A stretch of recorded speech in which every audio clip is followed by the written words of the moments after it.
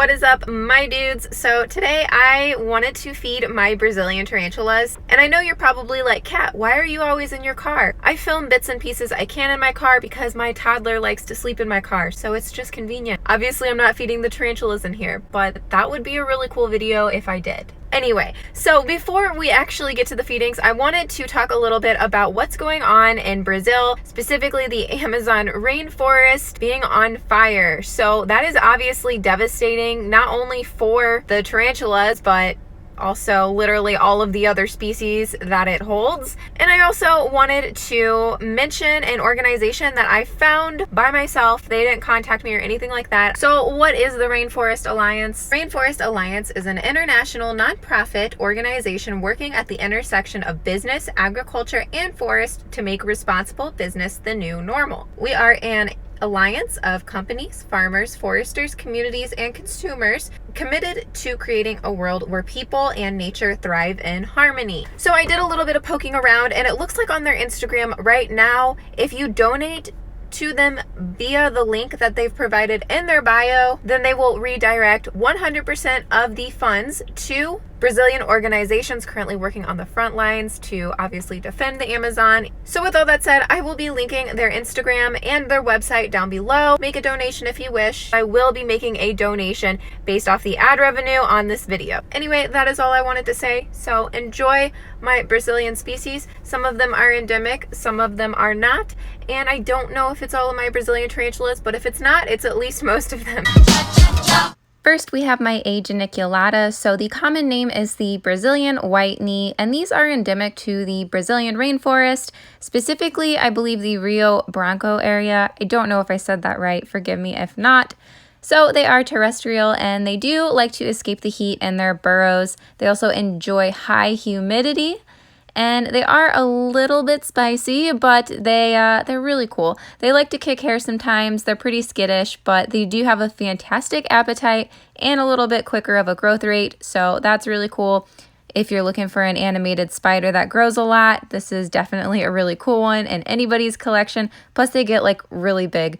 So, you know, if you're into the big giant tarantulas, I definitely would recommend one of these. Okay, so next we have the diamantinensis, or the Brazilian blue dwarf beauty. These guys are super popular, probably because they're gorgeous. So these were discovered in 2009 in Diamantina, which is in southeastern Brazil. They live in a tropical area, but actually not in the rainforest.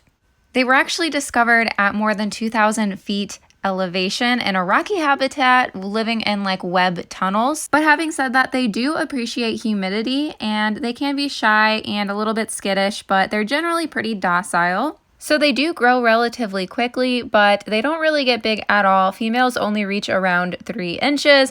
Up next, we have my P. sazimai, or my Brazilian blue tarantula. So 3 researchers rediscovered this species in 2011. They actually found them in a really high altitude in an area that fluctuates between long periods of rain and long periods of drought. Like the D. diamantinensis, they also like rocky areas, and they also web a lot. Since these are still kind of relatively new, like they were recently rediscovered, there's not that much information out there about them, but from my understanding, they are actually considered locally endangered. So obviously make sure you're getting captive bred and not wild caught with this species. A lot of hobbyists keep this species alive. It is an L. parahybana, or the Brazilian salmon pink bird-eater. So these are actually super popular in the hobby because they are really easy to breed. So we have a ton of captive bred slings here. From my understanding, they also have a lot of babies per sack. So you do get larger sacks, which means there's more in the hobby.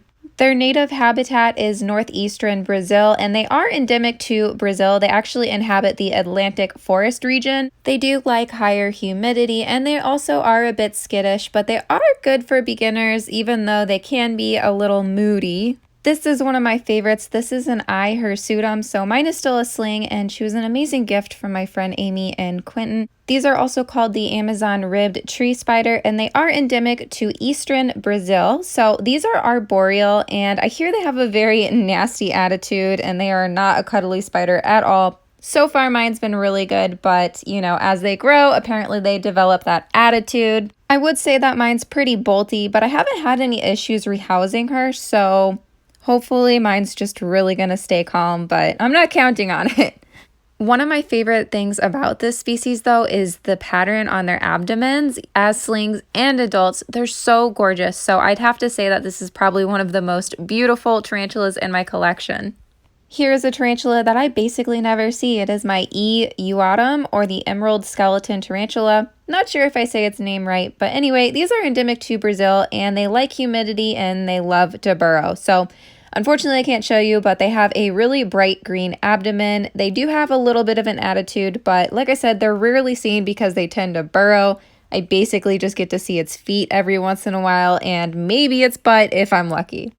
And next we have one that you guys seem to love. This is my murinus, or my skeleton leg tarantula. So she's actually one of my favorites too. And these are native to several South American countries, which includes Brazil, but they generally inhabit tropical, humid areas. Some of them love to burrow, some of them love to web. Mine likes to web. One really cool thing about these guys, though, is that they actually have their urticating hairs on their pedipalps instead of their abdomen, which is like not a common thing. So it's pretty cool. They can be a little defensive, but they seem to hide more often than like threat pose or anything like that.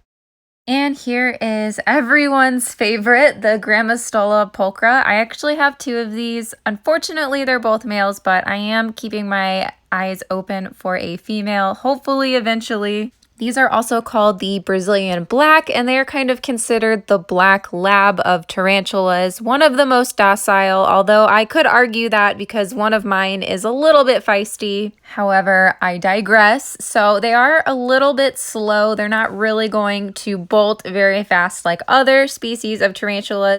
But yeah, these are considered endemic to Brazil. However, I also hear that they were found in Paraguay, and I think there's a little bit of confusion going on between them and another species of Grammostola that's black, so there's like a big thing with that. Which brings us to why they are probably so expensive. They're really difficult to breed, apparently, and I think it might have to do with the fact that there are several species of black Grammostolas, and they're just not really, you can't breed them together, basically. So it's hard to differ between Grammostola pulchra, and I think it's called Grammostola coense. I'll spell it out for you guys. Sorry, I'm not the best at pronouncing some of these names. But I would have to say that this is definitely one of my absolute favorite tarantulas. I know I say that a lot, I know. But yeah, guys, most of my favorite tarantulas are actually found in Brazil. I'm sure a lot of you guys know that. Brazil is like a treasure cove of amazing tarantulas. So yeah, it's a shame what's going on. This is my chromatus, or my Brazilian red and white tarantula. So these are super common. They're found mostly in Brazil, but sometimes Paraguay, and you can find them all in the hobby. They're bred readily, and I think they have relatively large sacs. Mine actually just molted into a mature male, so he is going to someone of actually a breeder I know. So she has a female, and we're hoping that it all goes well. Finally, we have my L stritipes, or my Bahia gray birdeater. Not sure how to say that. Anyway, they're relatively new to the hobby, and mine is actually a young female. So I hear they're bold, but not aggressive. But watch her take down prey. She is ruthless. She is fearless. She will eat something the same size of her, or even bigger if given the opportunity. This is a very animated tarantula, very active from my experience anyway. I seriously have fallen in love with this species, and seeing her grow is like really cool. So super happy to have her in my collection. If you ever see one of these for sale, get it. I'm serious. I don't even think I paid that much for her. Like, maybe I was lucky, but she is just so gorgeous. So yeah, really cool. Thank you guys so much for watching. I hope you enjoyed. Like this video if you did. Subscribe if you're not. And you want to be. Don't forget that I have an Instagram that I use probably way too much. It's at tarantula.kat. You can go follow me there.